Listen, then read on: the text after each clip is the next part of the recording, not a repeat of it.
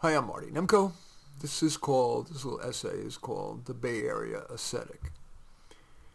Outsiders think of the San Francisco Bay Area as the land of the libertine, sex, drugs, and rock and roll. Of course, generalizations about a whole population is going to have many exceptions, but the following strike me as valid. Now, I'm speaking here not about the many poor people who live here in the San Francisco Bay Area, but about people we think of as middle or upper income.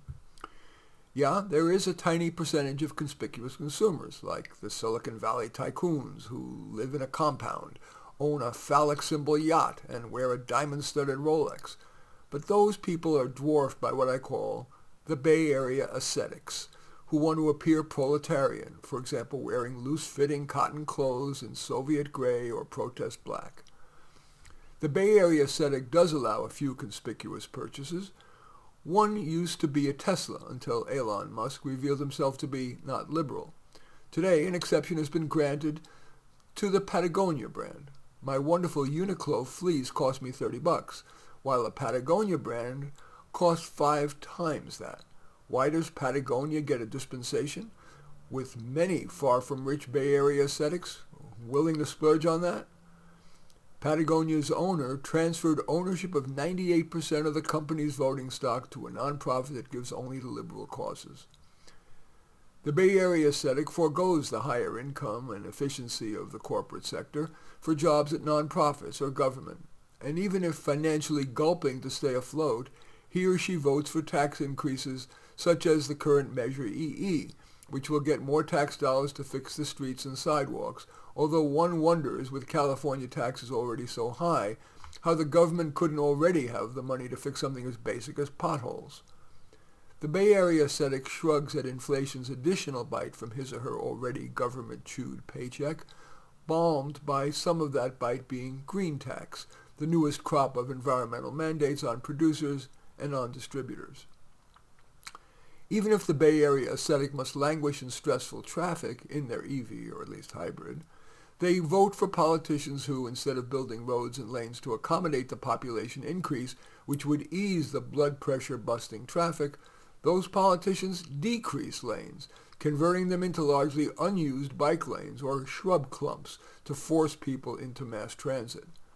Bay Area ascetics dutifully reduce the use of their car or give up their car entirely and resort to bicycles, despite bikes not just being slow, but exposing the rider to life-uprooting collisions with a car or truck. The Bay Area ascetic is vegetarian if not vegan, preferring locally grown organic, even though that takes yet another bite from their paycheck. The Bay Area ascetic is mollified by the fact that raising beef requires much water. No burgers for the Bay Area ascetic. Chicken? Factory farms are a no-no. The Bay Area ascetic walks the earth with game face on, stressed not just by the aforementioned, but by the head-shaking cost of rent, let alone buying a home. Then there's the out-of-control crime. Even in the middle-class area of Oakland where I live, so many of us have had break-ins, smash and grabs, and/or catalytic converters stolen, often more than once. Also, the Bay Area ascetic worries about the U.S.'s fate, at least until Harris wins.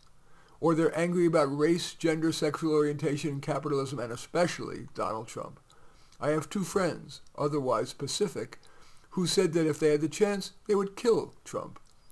The Bay Area ascetic is less likely to experience the satisfactions of parenthood. Many are proudly, quote, child-free, and those with children are hyperprotective, rarely allowing their kids to play unsupervised or unscheduled. The Bay Area ascetic prefers minimalist spare time activities, rock climbing, backpacking, hiking, protesting, and weed, which may not just decrease motivation and memory, but increase the risk of anxiety, depression, even psychosis. The Bay Area ascetic is admired here in the Bay Area, even when hypocritical, for example, being individualistic rather than collectivist.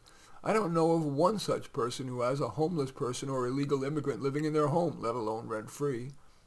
In some ways, I am like a Bay Area ascetic. I'm not materialistic.